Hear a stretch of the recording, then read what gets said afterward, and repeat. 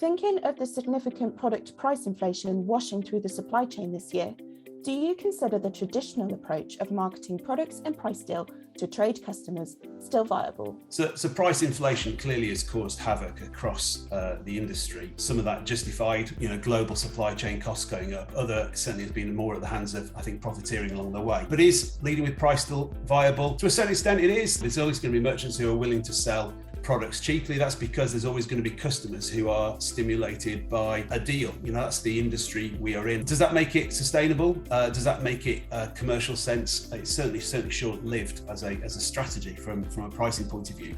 But I think there are instances where price promotion can still work and can still be useful. For example, competitor benchmarking. I think there's always going to be situations where merchants need to demonstrate where they are against their competitors on price, and also demonstrate that they are fair in their price. Is it a good time perhaps to switch the focus and help businesses grow regardless of inflation?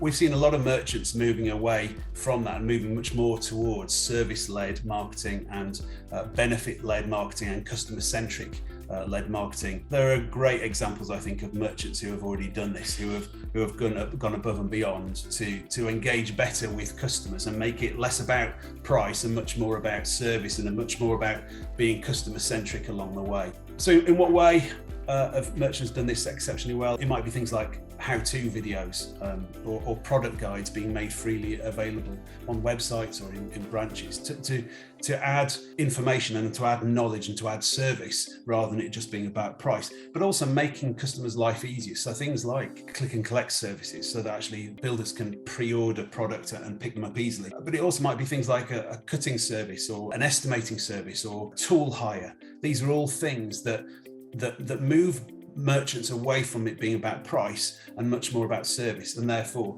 customers far more willing to trade with us and to work with us in that way. What do you see as the big developments in builders and merchants marketing, or indeed suppliers marketing, in the next 3 years? It probably comes down to two things. Firstly, I think it's about increasing customer engagement. And I think we're going to see a lot more of that coming into merchanting over the coming years. But you've got things like podcasts, which are great for engagement. You've got shareable content on social, which again will help do that. But it's so much more than that, because there are tools now available to marketeers that will make understanding and engaging with customers so much easier to help them analyze their customers and understand them as well. So really understanding who your customers are and what it is that they want, we can now do that far better through the tools that are available to us. But I think the second thing, of course, is green initiatives. I think we're going to see over the coming years far more green initiatives and sustainable materials and renewable energy coming into the marketing mix of merchants.